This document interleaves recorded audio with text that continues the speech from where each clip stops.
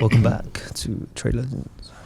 Episode 32. Yep. Here we are with two brand new guests, and I'm very excited to have you both on. I've been speaking to you both on social media for a while now and love the pages. So, just to tell everybody at home who we've got on, we have Emdad from Easy Builds, and we've got Mosh from Choudhury DIY.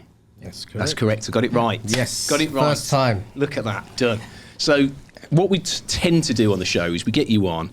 We want to hear a bit about your background, how you got into the trade, the types of things that interest you, that don't interest you, and basically sort of your progression to where you are now. I mean, like some people come on, they're car salesmen like Simon Bowler and people like that, but just anything really that's going to be relevant to sort of like how you got to be here. So who do you want to start with, Pete? Who should we get into first? Going to main man. He's going plumbing, team plumber. Yeah. He always chooses the plumber first. Look at that. So, Right. So, so my name's Emdad, Emdad Choudhury. Obviously, my company is Easy Build and Maintain. Where to start? Long stories. just even like your background. I mean, some people went to school, didn't really like school. Most people's route was an apprenticeship. Yep. But mine wasn't that. And family. There's always, if there's a trade in the family, a lot of guys, girls will go into that trade. Yeah. So for me, obviously, my route wasn't the traditional route, apprenticeship or somebody in the family. Obviously, born and brought up in East London, from obviously my father came over here back in the days. So for us, growing up, we went to normal school, did our GCSEs. After that, I didn't go college. I went back home for a couple of months, stayed there, then came back. Went to college, but I didn't find it was for me. What were you studying at college? I was doing the usual stuff that people do, business, finance, and stuff. And it didn't all the stuff your parents want you to do. Yeah, to be honest, my parents never really actually forced me to do any particular subject. They just wanted me to go and do well for myself. So which was a credit to them. But again, I didn't find it quite. I found it quite boring because I'm more of a hands-on person. So I started working. My first job, to be honest, I was a insurance broker. Yeah. Started off working in a company called Budget Insurance because my older brother used to work in one of the branches, so he knew the other manager.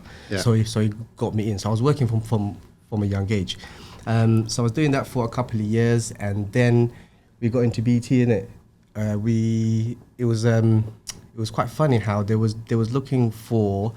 It was a contracting job for BT at that time for network frames engineers. It sounds technical, but it's not. It's just basically pulling some cables inside that. So we did that for a couple of years. How did you go from being in insurance to thinking we're going to go and get into the BT thing? Was it just you just got fed up? Yeah, again, like I said, office jobs and stuff like that. It was just after I got so mundane, boring, doing the same thing. I was really good at it. The money wasn't all that, but then when this opportunity came for the network frames engineer, even though it was contracting, it was still a lot more money. Like he was making like ridiculous money at that time. So we was about 18, 19. At that time, we was earning about 450, 500 a week. Yeah. Wow. Doing maybe like about. That's the thing when you're younger. I think you chase that more than the job satisfaction. That's it. And the job was it was really, really easy job. You'd go in there and smash out the work within about 2 hours, and then you're just chilling for the rest of the day. Yeah. So we used to go out, eat 2-3 times a day. Sounds like your day, mate. Sign off. I wish. And then and then after that, I had so many other jobs in between. It was just I just didn't find anything that really settled my heart. And then obviously I do a lot of work with charity. Yeah. So I started working for a charity organisation for about a good 7 years. Yeah. On the side, and then I was a bus driver as well. Yeah. In London. Yes. Bus driver in London. night bus driver. Oh. Yeah. So that was. Where were you based out of? Which depot? Stamford Hill. Yeah. And what was your route? The route I did there was the N253. Yeah. And the N73. Yeah. So them routes are nice. Decent routes. Decent routes. At night time, do you know why? Because there's nobody on the road to pick up. Daytime, Nightmare, absolute nightmare. So you know, like all the bus lanes and all the like pedestrian routes. Was that in there when you were a bus driver? Because I could not imagine a more stressful job now. No, it was. So you got the bus lane. To be honest, the job is stressful if you make it stressful. It's like with any job. Because when I first started, I used to say all the senior drivers used to say to me, "Don't let it get you stressed out." Because, you know, obviously everyone has road rage, and if somebody speaks to you funny or somebody just walks straight past you, like, you get so agitated. Just leave them. If they pay, they pay. If not, who cares? You're not getting paid for you to police them. You know what I'm trying to say? You got enough stress as it is anyway. So daytime bus driving is it's mad. It's manic. So then I moved over to nights. So I do night bus driving, and it's chilled. It's all right. It's calm. Yeah. So then in between all of that, so obviously I've been juggling everything. Yeah. So how old are you now at this point in time? At this point in time, I still do bus driving part time. Do you? Yeah. Oh wow. Tell you what, we need to film and go on the bus. I think you need to do Diaries of a Bus Driver. It's as long as you got your uni light on. So I still do that part time. So which basically had allowed me to do what I'm doing now in terms of growing my business, becoming gas safe, becoming qualified in certain trades, etc. So initially we always used to do like handyman jobs here and there when we was younger for friends, family, little things. But obviously he took it a lot more seriously than me.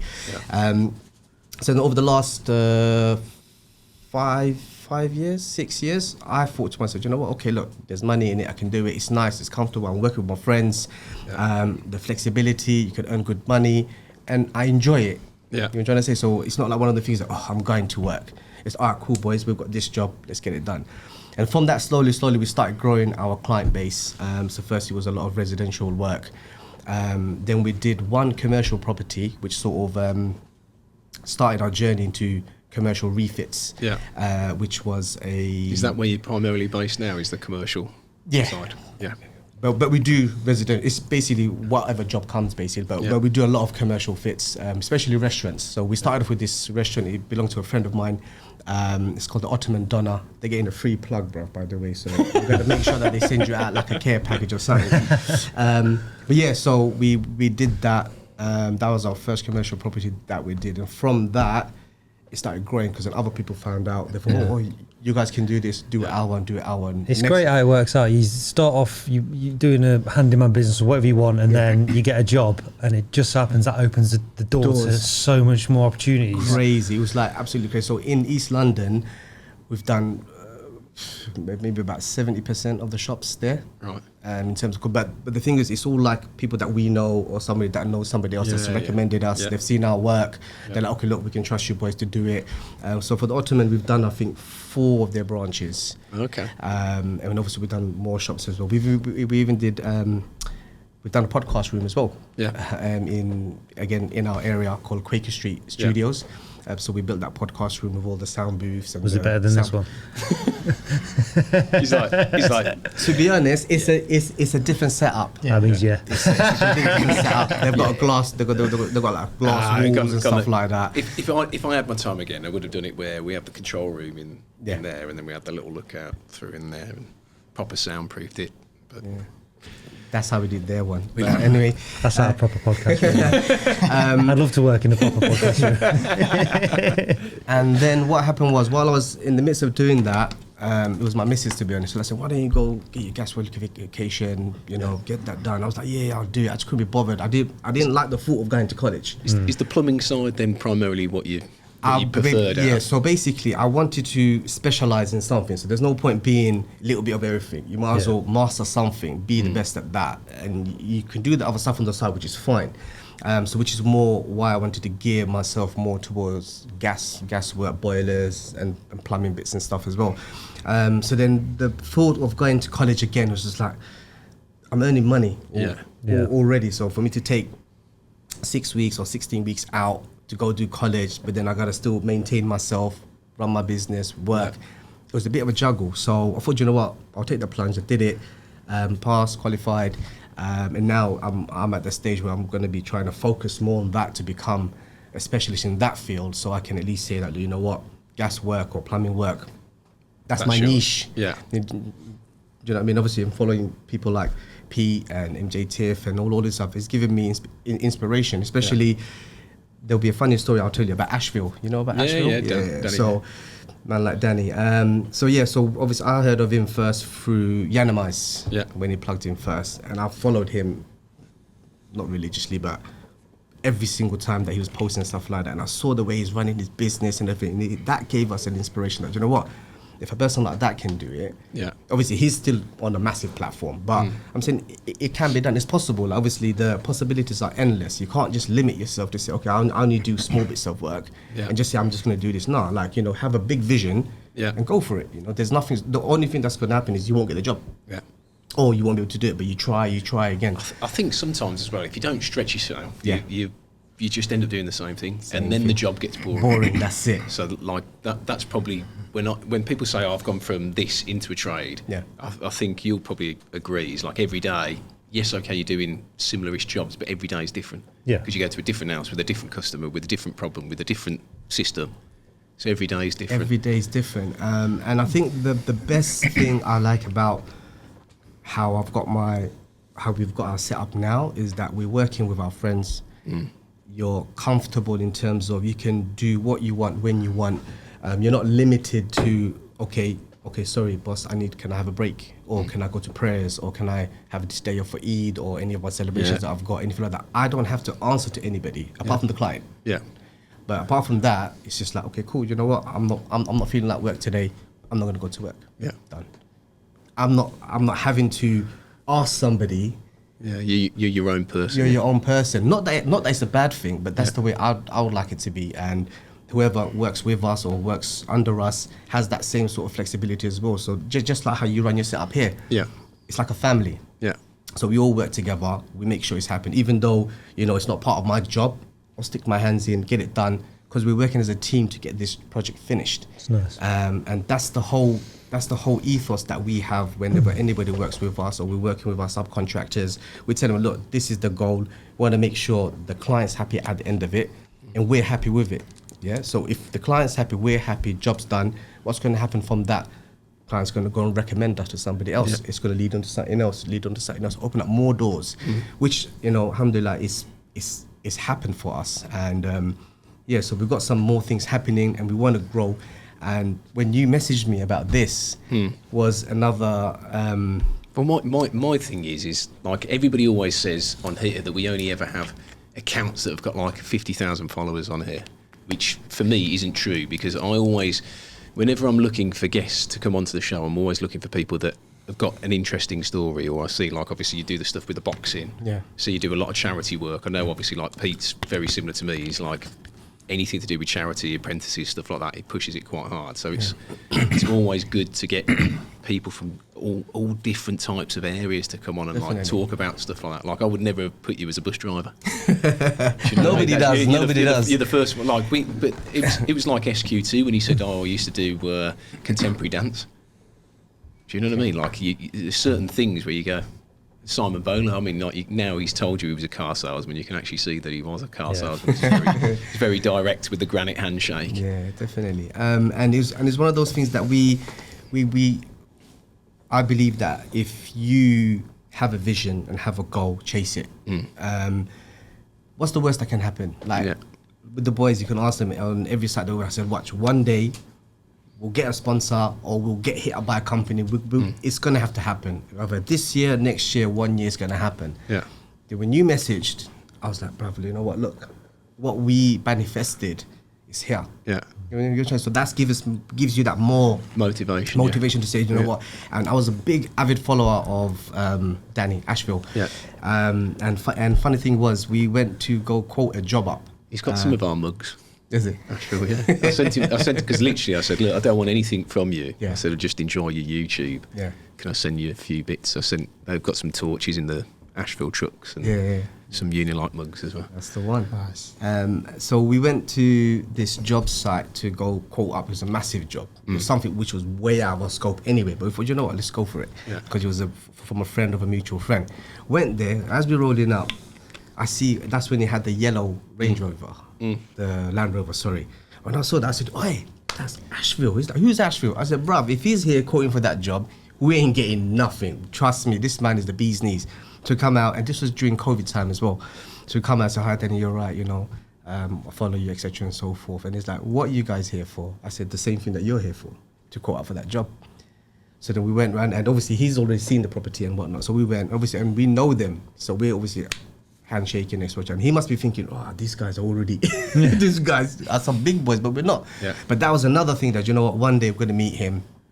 And little did we know we're coming up tendering on a job against him, like somebody that who I'm viewing as the bee's knees, and I'm like, here's little old us. Yeah. You know what I mean? So that's what I strongly believe in, is that, you know, you whatever you want to manifest, you have hope, and just go for it, man. Who got the job? Who got the job? No, we actually quoted them. I think it come up to about 1.1 or 1.2 million. The guy said that he had a little bit cheaper quote. Yeah. But I'm in touch with him. He's the CEO of. Did Danny get it? No. No. Danny would have been more pricey, Yeah, man, I'm yeah. sure of it. But it just goes to show that from doing little DIY jobs to quoting for like buildings for like 1.2 million. I think the thing is when you're still in your head, you class yourself as trying to find your niche or find yourself, is you will always downplay that actually you are worthy of a job like that. Yeah, I think so too. Do you know what I mean? And especially when you start off small and you've built this from, you know, where you built it from. Yeah. You're always, in a way, you're always going to be that guy when you first started out. So, like for me, obviously I'm self-employed, and you just don't like turning work down. So someone rings you and I can come even when you can't, because there's always that fear that you're not going to have any work. Yeah, that's it. I think that always remains with you when you're self-employed tradesman, even when you've got. I mean, people say to me here, like, why do you work so much? Like, why can't you just switch off? Why are you still answering messages at 11 o'clock on a night? It's because I always feel like if I'm not doing it, my competitor's doing it. And I can't have that. So the fear is always there. Like you say, if you don't go out and get that work, one day the phone's never going to ring. It still will, but you tell yourself in your head, like, oh, you know, I've got to go and do it. If I don't do it, then, you know. Yeah, I think that's something that over the last year or so, myself and Mosh have spoken about. Look, you know, we're at a point where we can, not to be big-headed, or we would never have that, to be boastful and be big-headed, because I think once you start becoming that person, then You've got to work hard and Yeah. stay on. But at the same time, you've got to be proud of what you've achieved. yes, 100%. And I think that sometimes within our own self, we downplay it. Yeah. I.e. that, do you know what, you know, did we do well, or we're always critical of ourselves more. Yeah. The reason being is that of the way that I would never want somebody else to say that, oh, that job was, Yeah. would always make sure that the client's happy. And jobs go wrong. You can't get everything 100% time. You can't do everything as well. Jobs go wrong. As long as you understand with the client, you make them understand, look, mistakes happen, we'll fix it, we'll rectify it.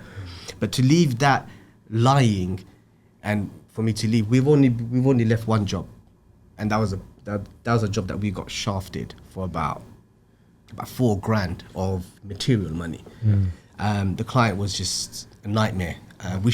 We should have saw all the red flags, because 4 or 5 other contractors came and left, and because the job came through another mutual friend saying that, look, they're in trouble, the other builders had done this, and the story that they spun to us was that the other builders were like doing all sorts to them. And we came as like the saviors. But as soon as we started it, then I realized, okay, I know exactly why the other builders left. And then we said to them, look, you know what, they weren't happy. The job's not even finished, and they're coming and picking on small things like, oh, there's a paint drip here, or there's that there. And we thought, and I said to bro, you know, it's gonna be one of them jobs, innit? So if I problem. So I said, look, no problem. You need those types of jobs, though, I think, to learn like a lesson. Like, I know it's hard to lose that sort of money, but like, you have to have. But saying that, do you know what the funny thing was, that from that there is, what's that saying? The light at the end of the tunnel. So we said to him, look, pay us our thingy. They weren't going to pay us. I said, you know what, forget it. Obviously went home, was really upset. Karma always gets those. And then obviously as a Muslim, I prayed to God and said, I prayed to Allah, so Allah, if we did anything wrong to them, then we deserve it. If we haven't done anything wrong, then please facilitate for us. Yeah. Since that day, our phones haven't stopped ringing. Yeah. Which goes to show that having It wasn't belief, you, it had nothing to do with us. Yeah. We knew that in the first place anyway, but we had to have that assurance from our faith that, look, we have something in Islam that's called rizq, which is provision. And we know that's fixed. That's already written for us. However much income or however much good we're going to get in our life, it's already been ordained for us. But then it's up to us on how we get that, whether it's from a lawful means or unlawful means. You know, we can get money. It's not a problem. We're born and brought up in East London. People making money all sorts of ways. But you got to understand that we have certain principles that the money that I earn has to be from a lawful provision, because I'm going to take that home and I'm going to feed my wife and my children, and that's what everything's going to be based upon. So that's another thing that has a big impact in our work, in our conduct, in our mannerism, which is our religion. It teaches us so much about respecting people, regardless of faith, color, creed, whatever. That doesn't matter. You still got to respect that person as a human being. Treat him right. You can't be oppressive towards him. You can't do any injustice. You know, so we have a lot of factors. We have a lot of things that actually mold us in a way that you can't do business, be a shoddy cowboy builder. You can't do it because our faith doesn't allow it. Okay. Do you know what I mean? So that's another thing which has obviously molded us more to try and be the best that we can and be honest, transparent, and be the best that we can. Yeah. Staying within the remits of what's lawful and staying away from what's prohibited. Basically. That's cool. I like that. You know what I mean? So Got a lot of time for that.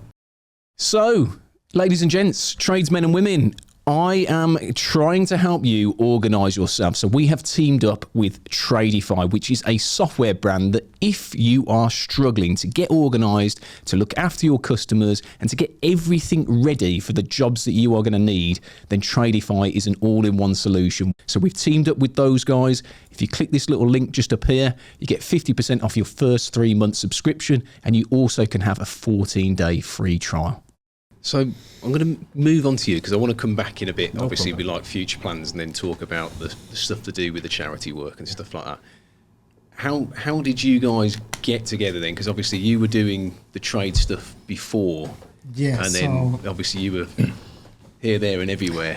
So a bit of introduction for myself. My name is Mosh Choudhury from Choudhury's DIY Services. So the element of the DIY services comes from about 10 years ago. Yeah. So similar to Emdad. Let's go before that. Yeah. So me and Emdad are very good friends, best friends from childhood. Yeah. Our parents Are good friends as well. his father passed away, so they were good friends. Yeah. And even our children Yeah. are kind of good friends. So Yeah. we kind of continue that, and as we were speaking before about that family kind of thing. Yeah. You know, so we kind of hold that quite dearly. So obviously Emdad's been by my side when I had my company started off, when I was doing the DIY services, and anytime I needed any guys, would be my friends. I'll say, guys, there's some work there, or there's a little job there, we'll share it and do it and so on. That kind of family kind of understanding, if you know what I mean. So yeah, 10 years ago I started my company, DIY Services, after leaving BT. So bit what Emdad was speaking about, but I continued with BT. Yeah. Where I progressed into fiber optics. So I did that for about 5 years. Yeah. So when they were laying all the fiber optics throughout the country, we actually did the Olympic site as well, 2012. So after that, it got to a point where, working for a company, as Pete was saying, working for yourself.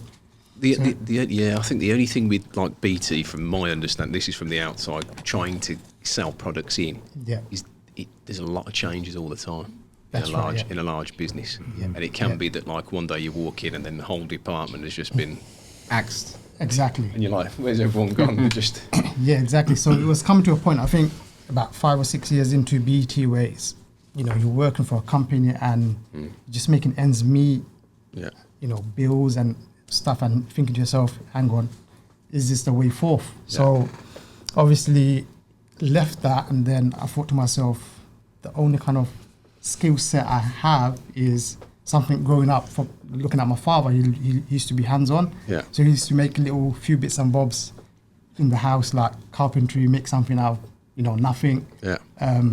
So as people were saying, someone in the family is kind of give you a motivation. So I always was the guy in the house who would fix things in the house. You get a sibling who fixes the odd bits. Yeah. So they'll always call me Mosh, can you fix this? So I've always had an interest of hands-on stuff. So never was the kind of guy, office type kind of job. So yeah, so after BT, I kind of thought to myself, what else can I do as opposed to, telecoms, because you're not always going to get someone who calls you and say, my BT box is damaged, can you replace that? Who gives you the idea then to go and start your own business? Because I like the one thing that I am always surprised about, especially the people that like Gas Laddie came into it later, those people that actually, some people just go through the whole life doing the same thing and then regret it. But those ones that actually go. The thing is, and I've spoke about this before, there was a program on Channel 4 years ago where they got kids to try stuff that they'd never done before because they wouldn't have access to it. So they got a guy from a council estate and let him go skiing. Yeah. And he was an amazing skier, but he would never have known because he would never have been able to go skiing where his background was from. So the thing about like Carl, he lost his job and then by chance he went as a labourer for a plumber. And then he realised that he loves plumbing, and now he's a plumber. And it's just something like you say, something in the stars, or you ask for it through your religion, or whatever happens, you're put into that position, and you realise, hang on, I like this. It's like you were saying at school. Imagine if when you were thinking about getting a job and you chose business, you chose that because you feel that that's the right thing to do to get a good career, to get good money. Imagine if they taught you at school to choose a job where you would be happy. Imagine how much better your life would be. Going to work and being happy because you enjoyed what you were doing. I think the thing is, though, it's easy to say, but But I think that's what's missing. Well, you don't really get up at, like when I went to school, it was sort of the only other thing that they ever offered you to go and do apart from anything academic was go into the army, and I was like, well, I don't want to. I think that's what's missing from the schooling system now is that, obviously we've got kids growing up, going to school, and when I see them, they're like just mini robots, just going in there, training out the same thing, but they're not actually, learning life skills about finance, how to do business, how to do transaction, learning about how money works, how business works, or even learning a skill or even progressing a skill in something that they enjoy. There might be not everybody is academic. Not everyone's going to become a Harvard student, become a professor. I'd probably say if you ask people if they were academic, 60% of people that go to school would probably say no. 100%. I reckon they'd say I'd rather be like creative, like doing something, painting or building or making something. Don't get me wrong, we do need the academic side of things in it, but I think the creative side is also a part of academics, because for you to be creative, you gotta have something up here. The person who's just hitting the books all the time ain't gonna be creative. Ain't gonna feel, okay, do you know what? I've seen this. I can turn this into this. This. The books ain't gonna teach you that. I'm trying to say. So I think that's something that the schools need to start pushing at, is actually being more, allowing the children to be more creative, do stuff that they enjoy, so that they can grow up in life and not just become, I just want to become an accountant. An influencer. That's what influencer. No. I know Pete doesn't like that. He's got it on his bio. Not an influencer. So, but I mean, that's one way to annoy him. He's calling him an influencer. Not one of those. It annoys me because I like to show stuff because I think it's good, not because someone's told me. That's why he doesn't show any of us. So, because a lot of influencers, I think it was what was her name? There was a female influencer, and she was pushing some kind of it was either a teeth whitener or a tan product, and then they've got someone filmed her behind the scenes saying, "So what do you think of it?" She's like, "I don't use that shit." You just told all your followers to go and buy it. She doesn't even use it. I don't believe in it. So I'm all about the credibility. That's the power of. I was about to say the dollar, but it's the pound, isn't it? Unfortunately. So take us back then. I interrupted you. Yeah, no worries. Just starting into my DIY company, thinking, what else can I provide the people, and working for myself. So coming from a company and not entirely liking how that kind of structure works for me. So I thought to myself, let me try some maintenance work, light stuff, fixing a few curtains, fixing a few TVs up for customers, just those little jobs, just to get my hands onto certain things. I saw that I was actually good at that, and I felt comfortable doing that. Yeah. So I did that for a good kind of 4 years, kind of mastered the maintenance kind of stuff, fixing a few light bulbs, lights, sockets, the odd jobs that you get. Hence, that's where you see the DIY service company, and I kind of remained with the name and so forth. Again, with Emdad, when he was free, come, let's go and do a job and so on. So throughout that journey, what was always in my head is that we're always going to add on a few bits, how we can improve ourselves, what kind of qualification we can gain. Because I know we're saying in one sense that, we're hands-on and so on. As Emdad said, I truly believe that they go hand in hand. So knowledge and practicality, they both go hand in hand. Yeah. So you can't someone can be a whiz kid electrician, he just knows the regs and the books. But when it comes to doing the job or drilling or something basic, and we had loads of guys on and off, that's another story, but it's another story. Hard to get the right people. Yeah, so I think practicality of it, actually hands-on work and having the knowledge go hand in hand. So, that's when, I was speaking to Emdad, I said, look, why don't you, do something different? I'll do something different. We had a few other friends on board say, look, do something different. Then we can all kind of work together. Like, there's a big job comes through, there's a kitty there, hang on, gas plumbing guy, electrician, carpenter. So we sort of had a few guys with us, and we kind of progressed on doing some of these courses. And then we kind of thought, hang on, we're no longer gonna start, stick to the maintenance kind of thing. Let's take another notch bigger up. jobs. So let's start doing a full house renovation as opposed to just painting one room or changing a few sockets in a household. So the way we kind of was thinking was progressive, how we can move forward together. I know a lot of lads and girls who do it on their own, but I think sometimes as a team you kind of flourish more and you can do more.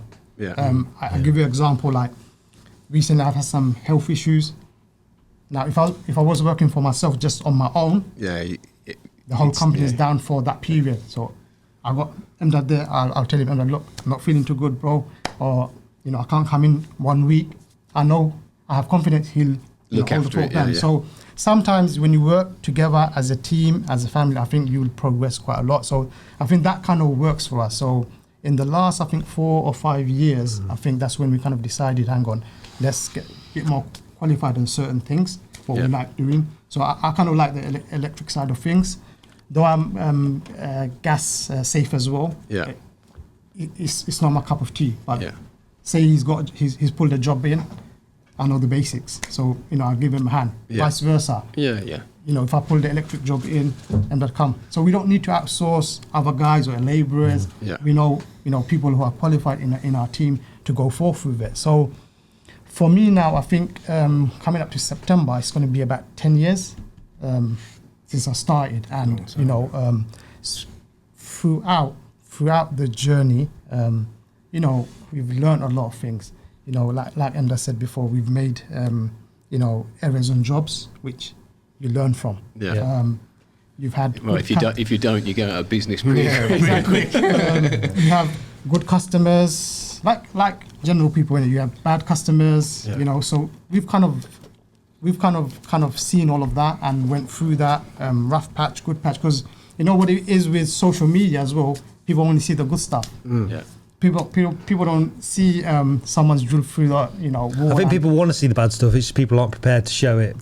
Because if you've made a mistake, you don't want to look stupid. But every now and then, I think if you've made a mistake and you can own it, it's great social media content. Good because everybody makes mistakes. It's good for the clickbait title on YouTube as well. I've drilled through water pipe. So I mean, you got to learn. You got to learn from your mistakes, and so I think we've kind of evolved and grown together as a team, as friends, as brothers, and Emdad's obviously touched upon the religion aspect of things. I think that kind of holds us together. Because we kind of we have a few principles like prayers. We eat together. We try and be good to all the staff, regardless of if they're apprentice, if they're high elite level electrician or plumber.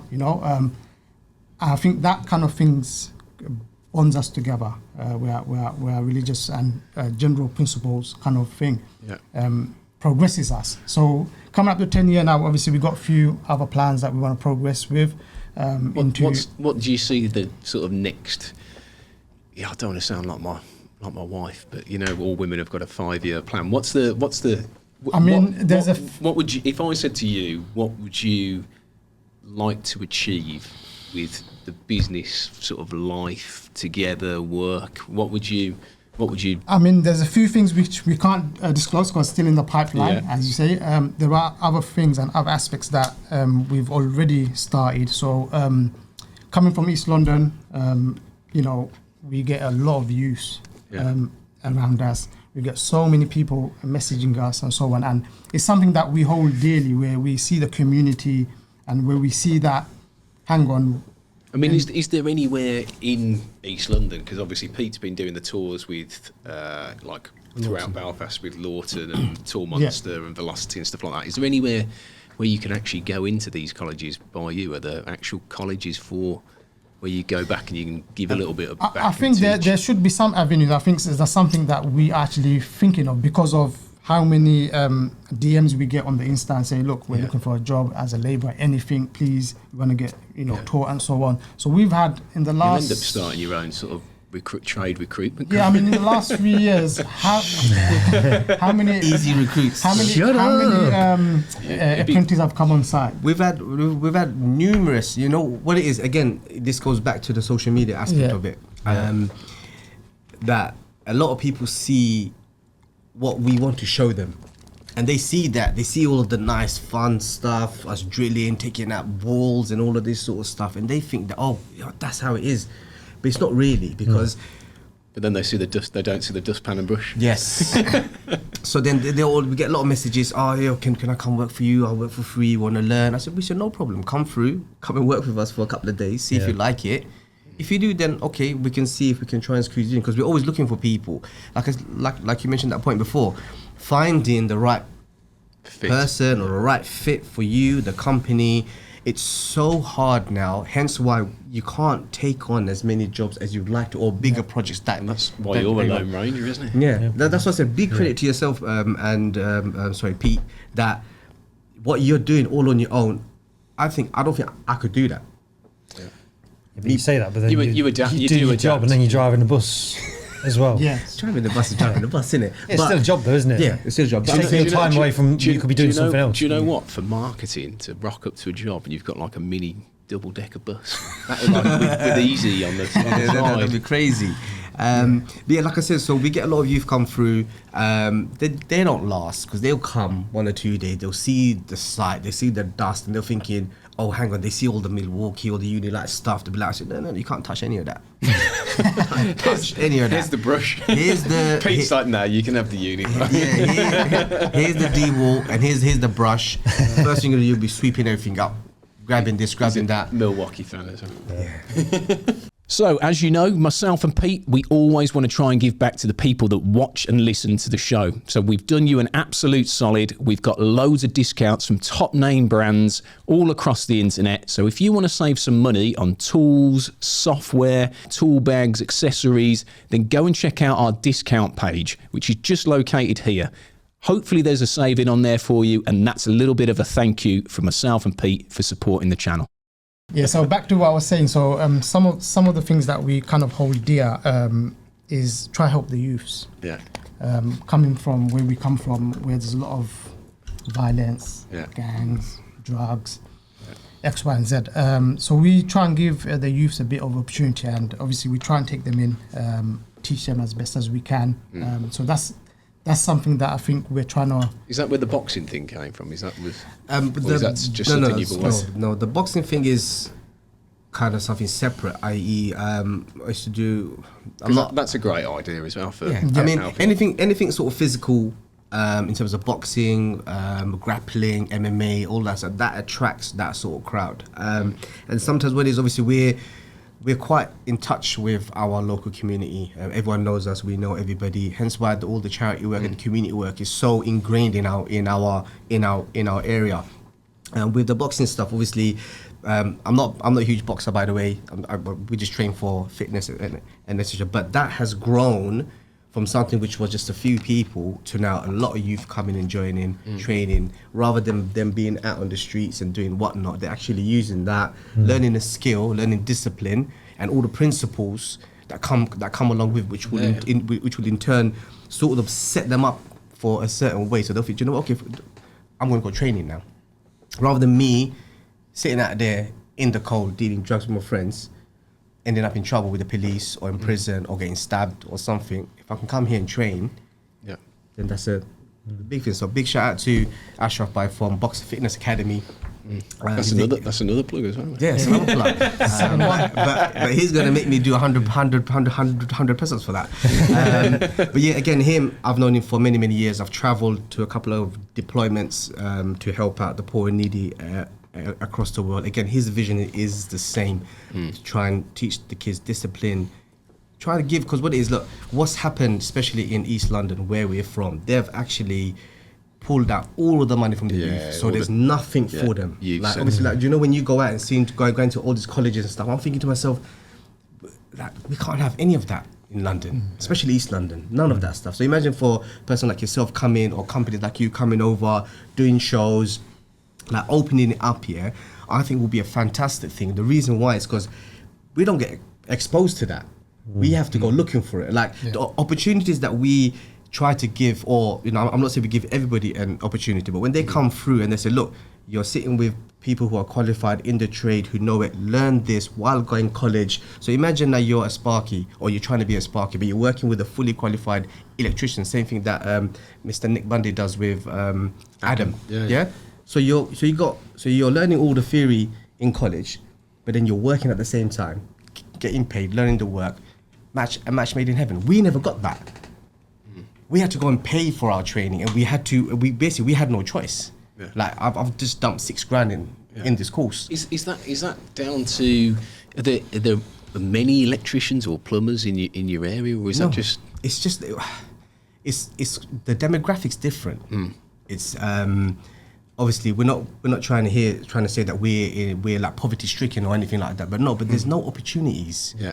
Like if there was opportunities, like you know how they say, look, stick your hand out to me, mate, and I'll grab it. Yeah. Nobody's doing that anymore. Right. Nobody did in the beginning, I think, because it's just like basically you're from this area, you're from East London, you're categorized a certain way, you're thought of anybody that thinks of East London straight away like drugs, knife, crime. This. Yes, I'm not saying it's not there. It is. It's maybe a lot less now, but the whole point is, what is the government or the MP or the local mayor, what are they doing to tackle it? Yeah. Nothing. So if you can see, like, look, for example, I know it's a very bad example to use, but drug dealers, that's a business, right? He's got to think of how to make money. So how about trying to find something for them to do, i.e. in terms of take that skill that they've learned, which is not, and it's not the best example, but if you understand what I'm trying, from the area that we're coming from, you've got so much talent in terms of sports, in terms of boxing. We've got a lot of up and coming professional fighters coming up from the same streets that we grew up in. So that is slowly starting to emerge. But in terms of the trade and stuff like that, no. But I think why do you think that is? Is that just a cultural thing that nobody possibly really takes possibly? But I think what it is, the cultural side of it now is changing, because like obviously I've got my eldest is almost 16 now, same as him. So we're coming from that generation, that gap has gone. So that old school mentality thinking is gone now. So now we're thinking, okay, look, we got to be visionaries. Like, okay, look, pick up a trade, pick up a skill, something that you can use. Have a plan B. Do you think your kids will go into a trade? Is that something that, if they want to? Yeah. I mean, have they shown any interest in that? Or I mean, my middle son does, but at the end of the day, like with all our kids, we give them the opportunity to do what they want and what they're comfortable with. But one of my sons does show interest because he gives me a hand throughout the house. But yeah, back to the kids, and from when our parents come, and then our generation, the next generation, everything's changing and evolving. Does change quite quickly, doesn't it? Yeah. It's changed quite drastically. Switch. But I think, you know, the bottom line is education is quite vital and important, and giving the kids that own space on what they want to do. Because, you know, someone might say in school, what do you want to be when you grow up? I want to be a pilot. But it doesn't always work like that. When I was at school, if you mentioned that you wanted to be a trade, it was sort of like looked down on, like or, someone, or frowned upon, or it was just a plumber. What's that? Or an electrician. What's you know? Because nobody knew what it was about. So I think. Yeah. So I think even kind of education of the ignorance and that side of things, because someone to become a plumber, someone to become an electrician, they need to go and study. They need to go to college. Yeah. They need to invest their time, right? And that's when people understand and value your work, because they see it in your work. Yeah. So it's very important that education, like I said, goes hand in hand, and we can't kind of shy away from that. So I think for the kids, they need to, you know, carry on with your education and see what they want to kind of do. Yeah. So what is the end game then for you two? What's the, apart from being able to retire in 3 years' time? I think in terms of end game, we've always had this little step that, okay, look, this year we want to do this. Yeah, when you qualify in this, I qualify in that. Now we've got that in house. Okay, cool. Now what's the next stage? Okay, we want to stop being as hands-on and be able to, because we've, over the period of the last few years, we've managed to grow a good network. You know, they say your network is your net worth. So I think that's one thing that we're quite good at, networking, to sort of expand. It doesn't necessarily just have to be to do with our specific trade, but for example, to expand more bigger, where we're a bit more, take a step back, but we can project manage, overlook jobs, and start opening the doors for other people to come on board. So now I've got a big job. I've got 10 boilers. Okay, cool. You're a gas engineer. You're a gas engineer. Boom, come on board. Let's work together. There's enough bread on the table for everybody. You know, we don't have to go undercut anybody just to get that job. You're mostly going to get that job anyway, because he's going to mess it up and it's going to come back to you. There's enough bread on the table for everybody. We all eat together. Yeah, because it's lonely at the top on your own. But when you have your friends around with you, you can enjoy it, right? So I feel like I want a job with these guys. You can go and do a day. You can go actually do a day. It sounds nice though. It's like, come in, you're part of the business, you're part of the family. You want to go and qualify in, you know, electronics. Go and do it for the greater good, because then we'll start getting electronics working. Yes. It is frustrating though when you do get people come in and, like you say, they'll come and do 2 days with you, and then realise they can't touch the shiny tools, and then that's the I think more is what he's saying is they'll see you on Instagram and they feel like they know you, so they're happy to message you and ask for a job, whatever. But they don't understand is you can, Instagram, any social media, it's entertainment really. So you're going to show the good parts of the job, the interesting parts, the fun parts. Who's going to film the boring stuff? Because who wants to see the boring stuff? So it's a bit of a reality check when they actually get to work. But it's like, you know, when you see guys with a really nice van, unless you're in the trade, you don't know that they've not just gone out and bought a really nice van. They've started off on the nail of a van, and they've worked their way up to that point. You don't just get a job as a plumber and you've got the best van. And it's the same with your tools. You work your way up to the decent tools. 100%. You work your way up from doing the menial job of fetching something out of the van for the guy who's training you, to then doing small parts of the job, to then doing the whole job. You know, you got to put time. It's like anything. I was telling these kids at the college when we was talking about pipe bending, because none of them, they learn at college, then they don't do it at work, using press fit and just pushing pipe into elbows. So I was teaching them, and there's ways of explaining it. It's like, you don't get to the gym and do one bicep workout and get big arms. You've got to go continuous 2-3 times a week for 6 months. When they look at you and they go, oh, you've only done one bicep. or he's done a couple of handstands. He's just doing that before he goes in. The best one is you say to them, right, you all play Call of Duty, don't you? Yeah. New Call of Duty game comes out. First go on the new map, you are shit. You probably get one kill and die 20 times. But once you've played that map 10-20 times, you're the guy who's getting 20 kills. The more you do something, the better you get at it. And that's what Consistency. 100%. It's like, again, I think it all boils down because now the social media thing is such a big thing now. Like you got all of these influencers. Yeah. What happens if Instagram closes tomorrow? Yeah. You're gone. It may well do with TikTok. So it's You're gone. You're finished. That's all of these like makeup artists and I'm an influencer, DM me for collaboration, all that sort of stuff. But there was somebody who made a one post, but they say if Instagram shut down tomorrow, do you know how many people will be out of a job? Yeah. Because you're that. Because so you're basing your thing on influence of a product or whatever. Yeah. That's not really a skill, though, is it? No. Like, no disrespect to. Sometimes it is. When I look at like however much, like some of these people irritate me. People like Jake Paul. I actually think like he irritates me, but business wise, He's making money. He's making innit? money. Like KSI and Thingy. What's his name? like those prime drinks. Yeah. Like what? It's like if you ever watched wrestling when you were a kid, WWF wrestling. Yeah. When you're a kid, it's real. Yeah. When you're an adult, you can see it's choreographed, scripted, and they make these storylines up, and it's clever because it gets people involved, invested in it, and that's exactly what Jake Paul will be doing. He ran down the street away from Floyd Mayweather. Yeah. That was planned. Yeah. So you got people talking about it and saying, "Oh my God, Jake Paul's scared of Floyd Mayweather, ran away." It's all leading up because they're going to fight, Yeah. and it's so people pay for the fight. It's really clever.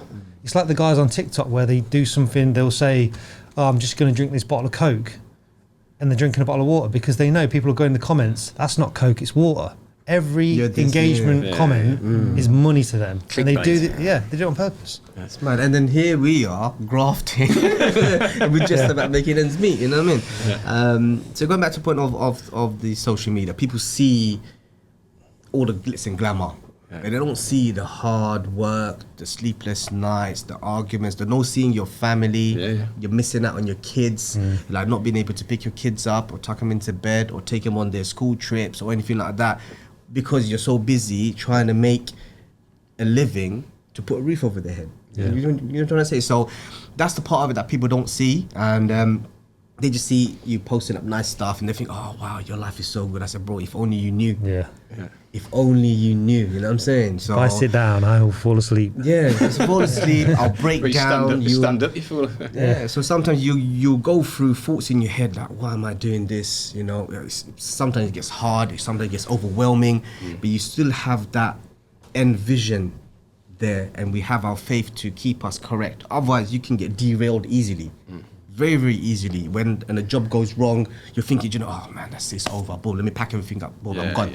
I'm done. But you think to yourself, no, okay, look, you've come across a problem, sort it out, reflect what's gone wrong, fix it, boom, and then you carry on. It's hard. Sometimes it's very, very hard, but and look, like I said, I was speaking to Mosh. Look, you know, everything we've done, we've manifested, and never did I ever think that it was going to be doing a podcast with yourself and yourself especially. And now you've done the podcast, who knows what other opportunities you're going to get from doing it. Yeah, you know what I mean? So I think it's a good thing it's happened. Hopefully we try and grow more further. But going back to where we was saying that we was going to be, again, that's one of the plans is to have a conglomerate of traders work together. Because everyone's trying to fight each other. But I'm thinking, instead of fighting each other, if you just work together, it's better. I've got a feeling you're going to get even more DMs from people wanting to work with you. Because honestly, I don't know. How do you feel? Like it sounds like a great. Well, as long as you're getting fed, you'd be happy. You'd need a lot of food to feed him, though. Talking about that, I have got a bag. A bag of me. Now, you might feel free to say no to this, but so obviously I'm doing another marathon. Not obviously, but I don't know if I told you. You're not going to offload your cooking on me, are you? So Friday next week is my birthday, 41. Believe it or not. Wow. I'm doing the great SS50. I'm doing the Rome Marathon on the Sunday. Now, when you do a marathon, like for me, it's like 4.5 hours. Which marathon you do? Rome. Whoa. Now, you have gels. Beautiful city, Rome. You have gels, which is carbohydrate, sugar to give you energy. But I'm obviously into my protein. So I saw, you know, Nat Runs, who you sponsor her with head torch and stuff. Yeah. She did a run, an ultra. Like Oh, she was having 100 miles. Jaffa cakes and jelly babies, wasn't she? And baby food. Baby food. So Oh, Pete. I have found. Handstands and baby food. What's going on? I have looked through every single baby food in the supermarkets, and I have found this. Am I allowed to advertise it? Is it? It's called For Aisha, made in the UK. It's halal friendly, and it's the baby food with the highest protein content. He's not going to get you to try and eat baby food. Halal, is bro. he? This pouch is 5.6 grams of protein. Now I'm going to try it, and I want you guys to try it as well. So I don't know if you two can Got share that that one. chicken and sweet potato curry. 'Cause Right. it's probably going to be rank, but So we. Who? Go on. Hold on a minute. if it's any good, then I'm going to take these Oh, to the what, run. what I want to know is which runners suddenly go, I'm going to. Smells like soup.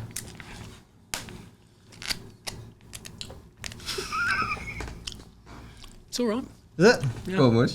The only problem is when you pour it in, because it's like, Oh, God, look at that. What is it? don't get it on the mic. Chicken and sweet potato. It's not that bad. So how long do you have to have that for? Who would think to all right. take one of these in a bum not bag bad. when you're running? That's all right, that is. Bismillah. It just reminds me, you know, when you go camping and you think, I can't be bothered to cook my baked beans, so you just have your baked beans cold. This remind me of school dinners. That's good. So instead of just having carbohydrate gels, I'll now be getting 5.6 grams of protein. Because the thing about running for that long, you break down your muscles. The only thing I will say is when you have a gel and it's sweet, it gets me a bit more than one of these. Yeah, obviously I've had my caffeine gels for that, but I'm thinking one of these as well every half hour or every hour. This all right. this is probably the It's not, weirdest. it's not too bad. I can taste So if you're the running the marathon, sweet potato. What else have I got in it? So This has probably been one of the, like him doing a handstand and me having baby food. it's awesome. You've got the title there. Oh, mate. The amount of memes that are going to come out from this, I'm telling you, it's going to be crazy. You can keep that, lads. That's a present from me. Thank you. thank you. On the thing of presents, then, Oh no, there's Is not this any, becoming a thing? There's not any more baby food. I can't So- have any more baby food. I I don't don't know wanna- why am I still eating this? ignore the bag. That's just a little something. Oh yeah. I'm liking this new trend. For, Is this another picture as well to go in there? I think it's better than Might the be picture, better than that, hopefully. eh? So, Shrivel it. because I never had any stickers, to be honest. It's, So wrapped up as well. this is fragile on it. I know what I'm like. I'll end up. Let's move this. I'll go home and the missus will go, do you want any dinner? I say, no, I've had some baby food tonight. Oh yeah. Oh, awesome. Look at that. That's cool. So I thought Let me hold it up. be a little bit different, Oh, cheers, lads. Nice. and just a little memory, Like it. just Class. in case if we do ever make it.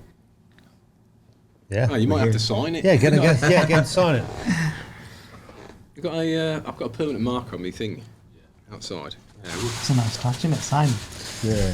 So, boys, final thought. thank you very much. Anything you've not said yet so far that you would, because what we say to a lot of people is, if there's something you want to say, we obviously ask you questions, but you might not get the chance to say this. If there's anything you really want to say, or if you've got some You can. either a motivational speech or just plug your channel, but whatever you want to say now, the floor's yours. Yeah. So any Kind of a final thought any moment. advice or anything that you want to say, this is what we intend to do, whatever, or if you've got a message for younger people, you want to say this is the thing that we learned, any Yeah. knowledge. This is the anything like secret of life. So I think generally, that. That's the secret of life, according to you.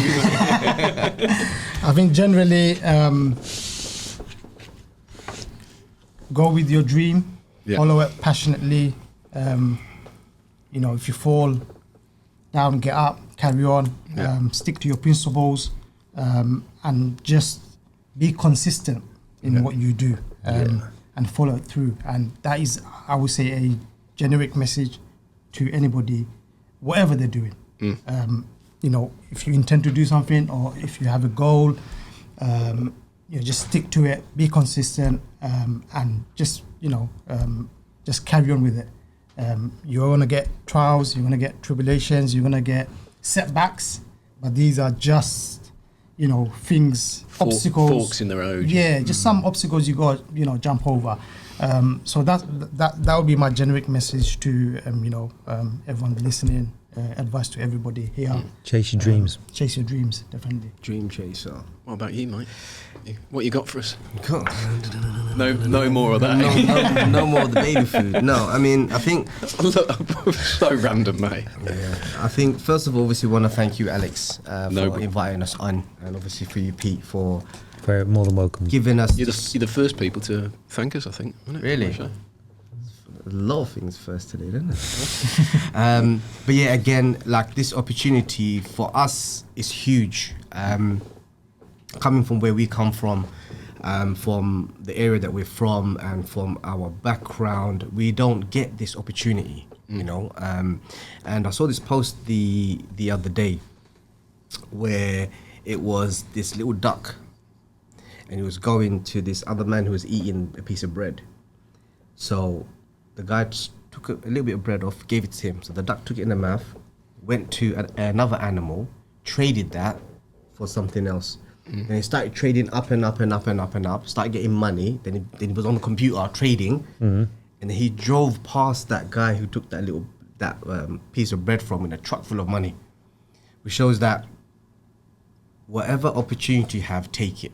Yeah. Take that opportunity and make it work. You have to, yeah? Because it's all doom and gloom. Oh, nothing's happening to me. The opportunities is always in front of you. You got to make it happen. You got to make it happen. So that's what it is. So to interrupt, chase your dreams, make it happen. Yeah. Stay humble, people. That's a good quote. And don't do a handstand. Don't do a handstand, especially after spending 45 quid in it, you know? But you want to do a handstand, come to me. I'm your mate. Yeah, thank you very much. No problem, man. Thank you. Awesome. Really appreciate it. Appreciate Thank you, it. Pete. Thank you very much. Thanks, man. Alex, Really cheers, mate. Thanks, man. Appreciate that a lot, man. If you like listening to Al talk over all the guests, if you've enjoyed this episode of Trade Legends, listening to Al talk over everybody else and people banging on the desk, if you've enjoyed listening to and watching today, you fucking gonna just stay still, one space just for a minute. If you've enjoyed watching this, blah, blah, blah, blah, blah, blah. So Right, 3, 2, 1, go. So I'll just not do it. Go. Yeah, sure. I'm gonna shut up for just like a minute. If you've enjoyed listening and watching today's Trade Legends podcast, please subscribe to our channel. It will really help us out. We're a new podcast. We want to do big things, and you subscribing, hitting the little bell so you get notifications, would be just great. Thank you. Hitting the little bell. I was like, yeah, ding, ding, ding, ding. There is a little bell in there.